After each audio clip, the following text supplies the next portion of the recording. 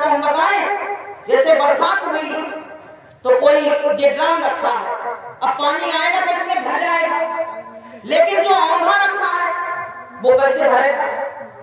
तो औंधा वाला तो देखेगा पानी नहीं बरसे ही नहीं, तो भरता कहां से दूसरा व्यक्ति नहीं करेगा। ऐसे प्रेमियों, जो गुरु की तरफ में किए हुए हैं उनके ऊपर तो दया बरस रही है, और जो गुरु की तरफ पीठ किए बैठे हैं उनको दया कहां से मिल जाएगी? तो प्रेमियों, गुरु महाराज जो पीठ किए बैठे हैं उनको सीधा करने के लिए आए हैं। सत्संग के द्वारा उनको सीधा कर देंगे तभी तो उनके अंदर दया भरी जाएगी। अगर उल्टे बैठे रहेंगे तो दया कैसे मिलेगी? तो प्रेमी भाई बहनों, गुरु आए हैं हमको निभाने, मगर इनको कोई कोई जाने। गुरु आए हैं हमको निभाने, मगर इनको कोई कोई जाने।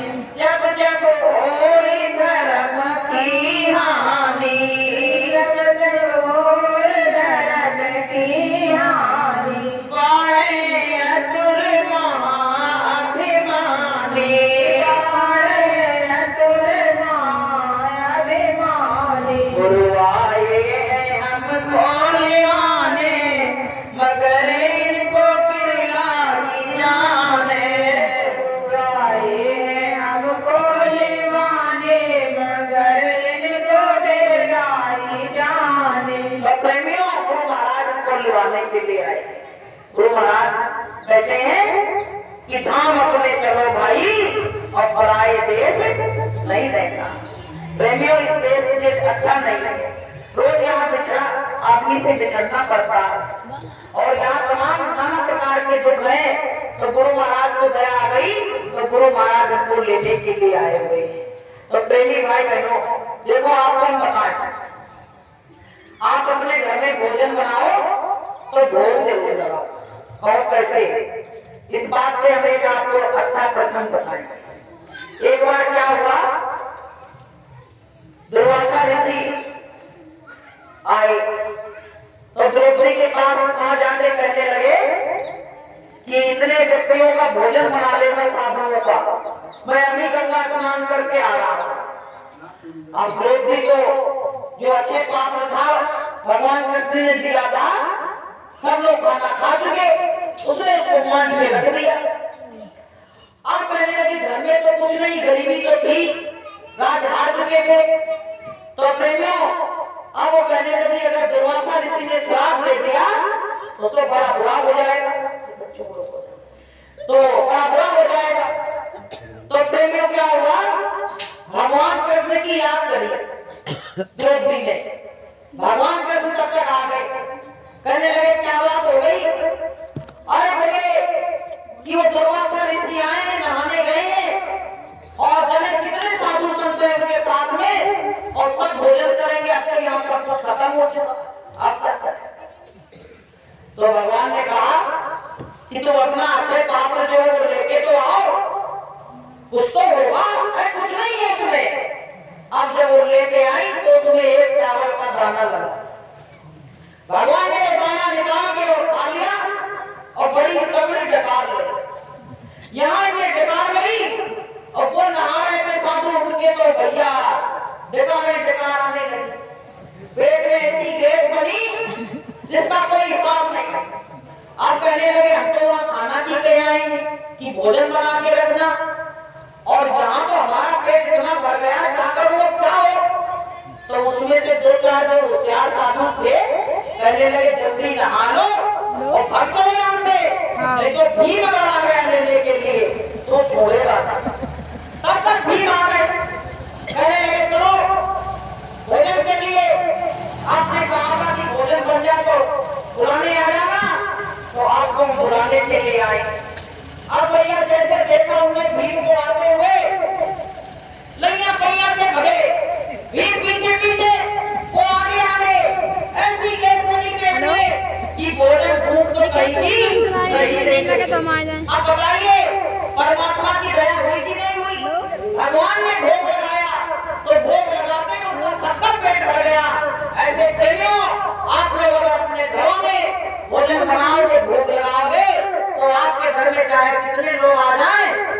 घर में कमी पड़ने वाली नहीं है। ये कहानी हमको ये शिक्षा देती है कि जब भी हम कुछ बनाएं अपने परमात्मा का भोग जरूर लगाएं।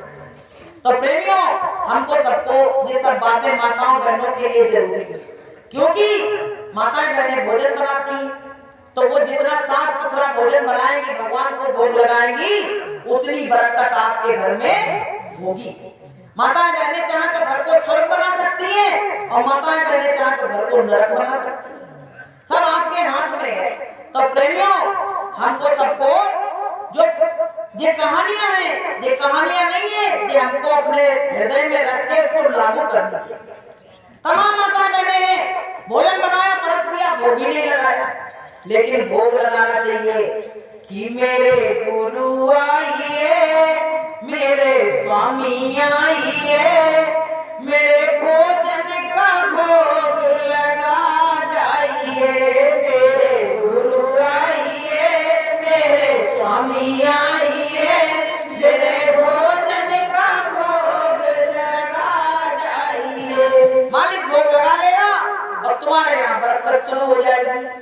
और जो वैसे आएंगे तो खत्म हो जाए तो भूख नहीं लगे, उनके पेट में गैस बन जाएगा, भैया हम नहीं खा रहे, मैं तो गैस बन गई पेट में। तो प्रेमियों, ये सब चीजें गुरु महाराज बताते हैं कि आए गए का सत्कार, भूखे को पानी, भूखे को भोजन, प्यासे को पानी, ये गुरु महाराज बताते हैं। तो प्रेमी भाई बहनों, देखो आपको हम बताएं, चाहे जितनी पूजा पाठ कर लेना, लेकिन आखिरी समय में जो तुम्हारी आशा जिसमें होगी, तुमको वही बात मिलेगा। इतनी बात जरूर समझना। बहुत लोग सत्संग में पूरा जीवन बिता देते हैं, कुछ कर्म ऐसे बन जाते हैं कि आखिरी में तो वो जब काका गाते हैं, भगवान गुरु का तो नाम ही नहीं लेते।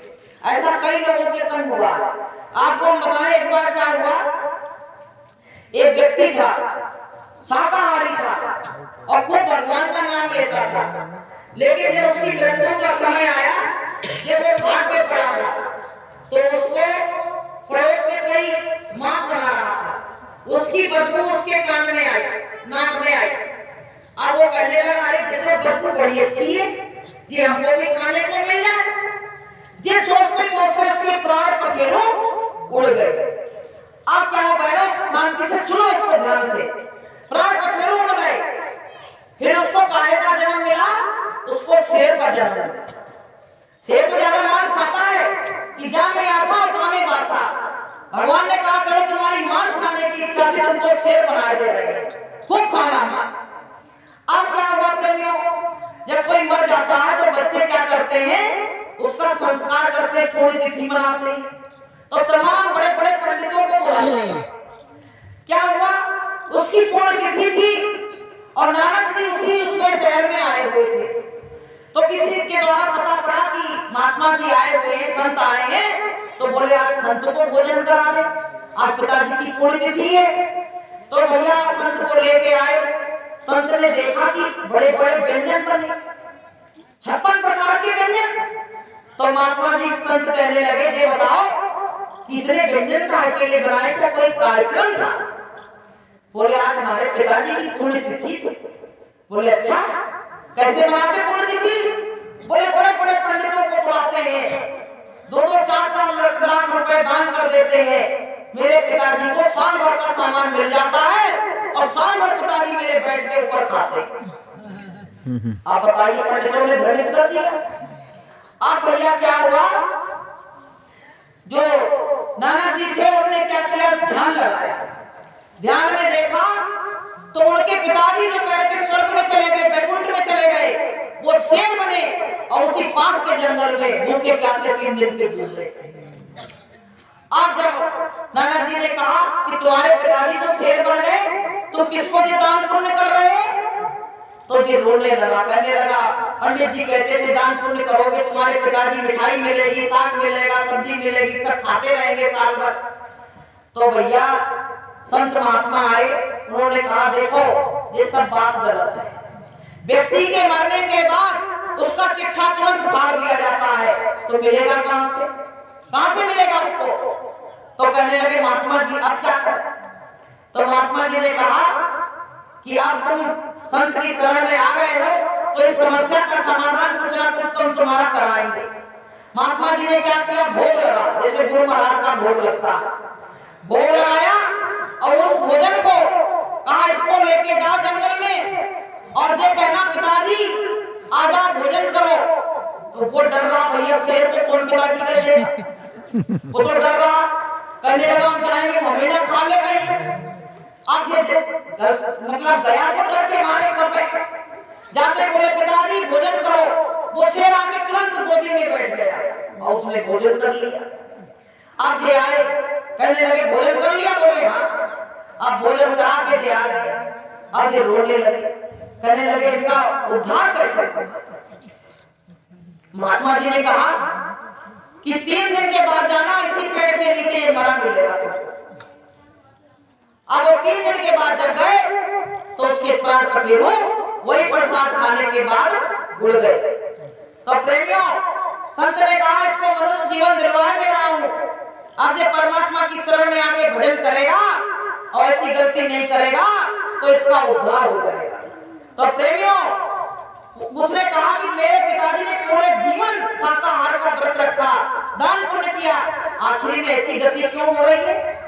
तो पता है गुरु जी ने कहा कि ऐसी गति इसलिए हो रही है कि पड़ोस में मांस बन रहा था और इसकी इच्छा खाने की हुई और जब सोचते सोचते ये मर गया, इसीलिए इसकी ये गति हुई।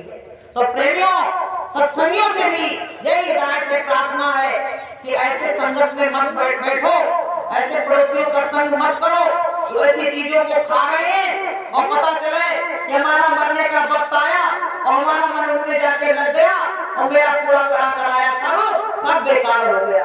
इसलिए प्रेमी भाई बहनों, अच्छे कामों में आशा लगाओ कि जहाँ में आशा और तामे आशा मिलेगी। अगर हम गुरु महाराज में आशा लगाएंगे तो हमको अंत में गुरु महाराज ही मिलेंगे, कोई और मिलने वाला नहीं है। बोलिए प्रेम से। तो प्रेमी भाई बहनों, चाहे दान पुण्य कितना कर लो, लेकिन अगर गुरु के बिना दान पुण्य भी कर रहे हो तो तुम्हारा सब कुछ बेकार चला जाता है। आपकी रामायण में लिखा है कि गुरु वाला फेर दे और गुरु देते दान और वो भी सब निष्फल गया और पूछो वेद पुराण। अब गुरु ने बता दिया तो वो दान पुण्य सही से करने लगे तो उनके पिता का उद्धार हो गया। ऐसे प्रेमियों, हमारे गुरु महाराज ने भी बता दिया, उसी अनुसार से हम लोग भी चलेंगे तो हमारा भी उद्धार हो जाएगा। तो प्रेमियों, ये मानव जीवन मिला है, इसको बहुत कहते नहीं है कि हीरा जनक कहा गया। हीरा तो एक बार फिर भी इंसान खरीद के ले आएगा, लेकिन इस मनुष्य जीवन को खरीदने वाला नहीं है। प्रेमियों, प्रेम होना चाहिए, भगवान से कैसा, मित्र से कैसा। देखो, जैसे पतंगा होता है दिए से प्रेम करता है, ऐसे सुदामा ने कृष्ण से प्रेम किया, ऐसे ही हमारा भी प्रेम परमात्मा से होना चाहिए। कृष्ण सुदामा का कितना प्रेम था, आज इतिहास भी पंडित लोग जो कथा वार्ता करते हैं उसमें भी आता है। जब सुदामा जी गए, कृष्ण भगवान के पास जा नहीं रहे थे, लेकिन उनको प्रेशर डाला गया कि चले जाओ चले जाओ, और वो खुद ही बता गए थे कि हम उनके मित्र हैं उनकी पत्नी से। लेकिन भैया जब गए वहां तो वहां से जब लौटे तो उनकी जो कुटिया बनी थी ना, अब वो कुटिया गायब हो गई, कुटिया गायब हो गई। और वो भैया रोने लगे, कहने लगे कि झोपड़िया मेरी किते गई रे, वो मोहन कब को बैर निकारो, झोपड़िया मेरी किते गई रे, वो मोहन कब को बैर निकारो, जांगना में चंदन का बिरवा,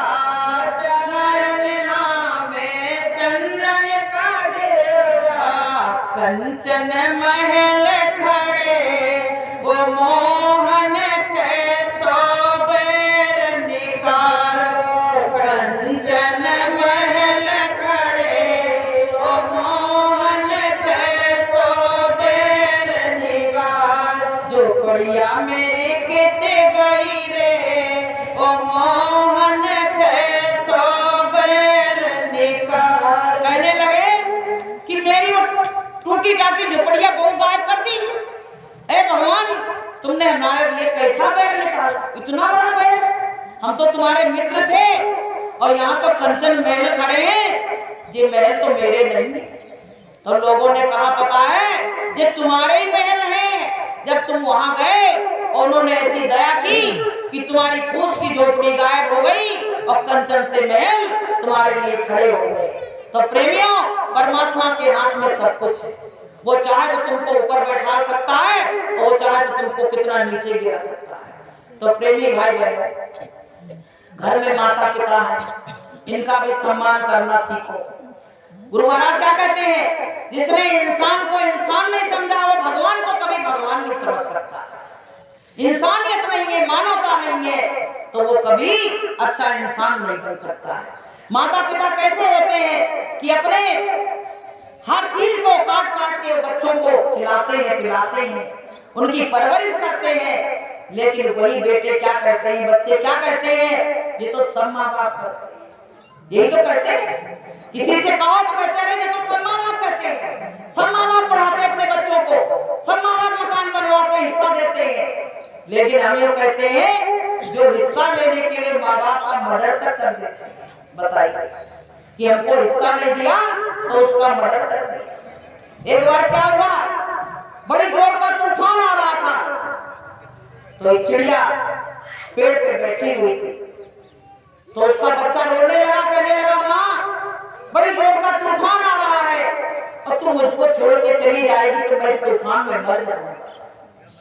तो माँ ने कहा कि बेटा मैं तुमको छोड़ के नहीं आऊंगी, तो विश्वास कर मेरे ऊपर। कहने लगा माँ मुझको विश्वास नहीं है, ज्यादा तेज तूफान आया तो तू चली जाएगी और मैं यहीं मर जाऊंगा।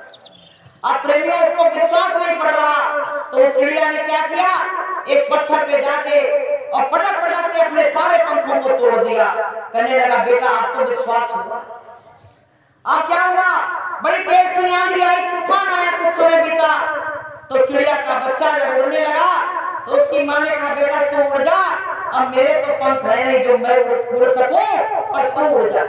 लेकिन पता है वो चिड़िया का बच्चा तो उड़ गया, लेकिन वो चिड़िया जो थी उसने एक पत्थर पे अपनी चोंच से लिखा कि बेटा तू बच गए, मुझको खुशी है, लेकिन एक बात का बहुत बड़ा दुख है, हमने तुमको विश्वास दिलाने के लिए अपने पंख तोड़ दिए, लेकिन तू जब जाने लगा, आंधी और तूफान उठा, तू भगने लगा, तो तूने एक बार नहीं कहा कि माँ तू मेरे पीठ पे बैठ जा, मैं तुझको लेके उड़ा ले चलूंगा।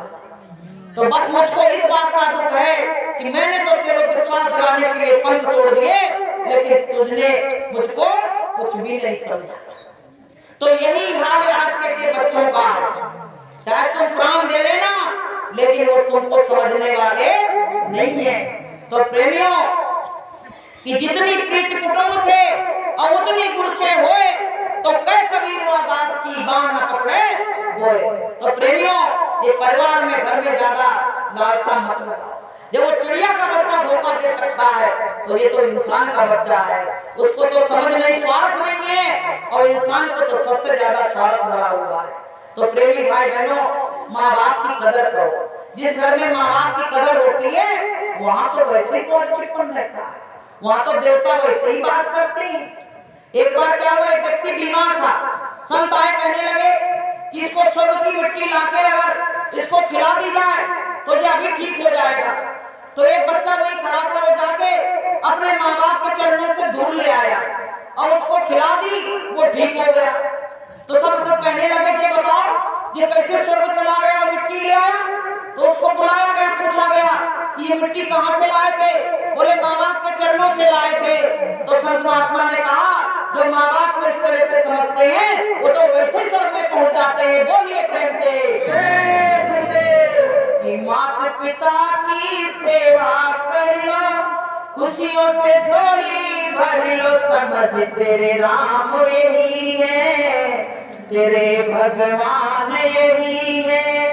माता पिता की सेवा कर लो, खुशियों से झोली भर लो, समझ तेरे राम यही है, तेरे भगवान यही है। माता पिता रहते हैं तब तक बड़ा बच्चा अपने को सबसे पहले पत्नी के कमरा में जाएंगे और माँ इंतजार कर रही थी, गया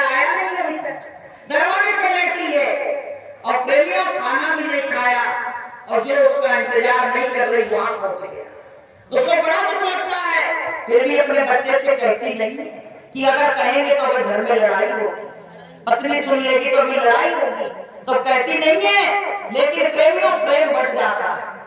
कहा गया कि बेटा तब तक बेटा है जब तक बहू नहीं आई, और बेटी तब तक बेटी है जब तक वो जमाई नहीं आया। ये समझ लेना, ये सब स्वार्थ के रिश्ते हैं। अगर एक बार मौका लगे तो देख लेना, कभी भगवान ना करे सब मौका किसी को दे जीवन में, सेवा का अवसर किसी को जीवन में दे। हम तो कहते गुरु महाराज चलते फिरते ले लेना, एक गिलास पानी का मोहताज नहीं करना, बस यही दुआ मांगते हैं। क्योंकि हित रहते हैं जगत में जान प्रत सब कोई, और पता है जब विपदा आती है तो अपने पराये की पहचान तुरंत हो जाती है। लोग अपना अपना फोन बंद कर लेते हैं, कहते ऐसा ना हो कहीं पैसा मांगने लगे, रुपया मांगने लगे, कहीं सेवा करने जाना पड़े। तो प्रेमियों सब अपने अपने स्वार्थ में संसार है। इसलिए परमात्मा की शरण में आओ और मालिक की याद करो, तो इसमें जो सुख है वो कहीं और है ही नहीं। जो सुख सत्संग में है कि तात वर्ग अपवर्ग सुख और धरिए तुला एक अंग और तुले न ताए सकल सुख, जो सुख ले सत्संग, जो सुख सत्संग में है वो तीन लोक में कहीं नहीं। इसलिए प्रेमी भाई बहनों, सत्संग तो बहुत कुछ कहता है, लेकिन ग्रहण कितना हम करते हैं। आप लोग भ्रूण हत्या करवा देते हो, गांव में भी माताएं बहनें हैं, देखती है कि दो बेटियां हो गई तो तीसरी बेटी पे ले जाके वहां डॉक्टर के पास ले जाके उसको मर्डर करा देती है। बताइए, आपसे कोई कहे कि आपकी बच्ची पैदा हो गई उसको मारो, कोई मार सकता है? लेकिन वो पेट में पल रही है, वो बेचारी बाहर भी नहीं निकल पाई, बाहर का मुंह भी नहीं देखा, और बड़े भाग से नर्तन मिल रहा था, उसको ले जाके और डॉक्टरों से उसको कटवा दिया, मरवा दिया, और वही का वही खेल खत्म करा दिया। बताइए पहले ये किस लिए हो रहा है? ये इसलिए हो रहा है क्योंकि दहेज जो चल रहा है, लोग सोचते 3 बेटियां हो गई तो दहेज कहां से देंगे। तो प्रेमियों, हम तुम बड़े लालची हो गए हैं, उन बेटियों को हम मरवा रहे हैं क्योंकि हम दहेज मांग रहे हैं, इसलिए हमारे भारत देश की बेटियां मारी जा रही हैं। अगर हम दहेज के लोभी न बने और डंके की चोट पे कह दे कि दहेज नहीं लेना है, बेटी लेनी है, तो प्रेमियों कभी बेटियां नहीं मारी जाएंगी। बेटी बचाओ बेटी पढ़ाओ अभियान चल रहा है, लेकिन अभियान से कुछ नहीं होता है, उस पर चलने की जरूरत है। प्रेमियों, बेटों का रेशो ज्यादा हो गया, बेटियों का कम हो गया है। कहा है कि ओस की बूंद होती है बेटियां, और जब भी दर्द आए तो रोती है बेटियां, और बेटा तो एक कुल की लाज निभाता है और 2-2 कुलों की लाज निभाती है बेटियां। बेटी नहीं आए, अगर कोई मरा पड़ा, मां मरी पड़ी, बाप मरा पड़ा, तो कोई रोने वाला नहीं है। बताइए, इतना प्रेम बेटियों को होता है और उन्हीं बेटियों को ले जाके वहां मरवा दिया जाता है, तो ये बहुत बड़ा अन्याय हो रहा है। अपने देश में बहुत बड़ा अन्याय हो रहा है। हर लोग चाहे नौकरी लग जाए लड़के की, चाहे कुछ हो जाए, अगर रिश्ता आ रहा है, अच्छा अच्छे लोग हैं तो रिश्ता प्रेम से कर लो, क्योंकि भगवान को प्रेम ही प्यारा है। भगवान को प्रेम प्यारा है और इंसान को प्रेम प्यारा है। तो प्रेमियों, भगवान के मन का काम करो। कोई बच्ची अगर आपके घर आ गई और इस तरह का वो किया, आपको हम बताएं अपनी बात। जी मास्टर जी बैठे हुए हैं, इनकी सरकारी नौकरी लग चुकी थी। जब मेरी बात हुई, मेरे पिताजी आए, गुरु महाराज से पूछ के आए थे कि गुरु महाराज शादी की हुआ है, तो गुरु महाराज ने भेज दिया था कि चले जाओ वहां पे। इन्होंने नौकरी में ही कह दिया कि मुझको कुछ नहीं चाहिए, मुझको तो टाट वाले की लड़की चाहिए और साधन भजन करती, ये इनकी रिक्वायरमेंट थी। तो प्रेमियों, एक पैसा नहीं लिया। लोग कहते हैं भैया नौकरी सरकारी तो पैसा लो भैया, खूब दाम दहेज लो, एक चवन्नी नहीं ली। हम तो इनके जीवन भर आभारी रहेंगे, क्योंकि भैया सरकारी नौकरी मिलना आजकल बड़ा मुश्किल काम है। 20-20, 30-30 लाख दे रहे तब भी नहीं मिल रही है। तो प्रेमियों, लेकिन मास्टर जी के मन में पैसा को लेके एक जरा सा भी लालच नहीं है। आज तक हमको एक शब्द नहीं कहा कि तू दहेज नहीं लाई। लोग ताने देते हैं, कहते अरे क्या है तेरे माँ बाप गरीब है, तू दहेज नहीं लाई, जाने क्या क्या करके और प्रताड़ित करते हैं। लेकिन मुझसे आजकल आज तक एक शब्द नहीं इस बारे में कहा, बल्कि मुझको ऐसे जैसे कोई फूलों की सैया पे रखता है, इस तरह से हमको रखा। हम तो बहुत आभारी हैं और अपने गुरु महाराज के आभारी हैं, जो गुरु महाराज ने बुला के और अपने हाथ से मेरी शादी करवाई और अपने हाथ से मेरी माला कितना कितनी बड़ी गुरु महाराज की दया हुई। तो प्रेमियों, इनका पूरा परिवार सत्संगी था। पिताजी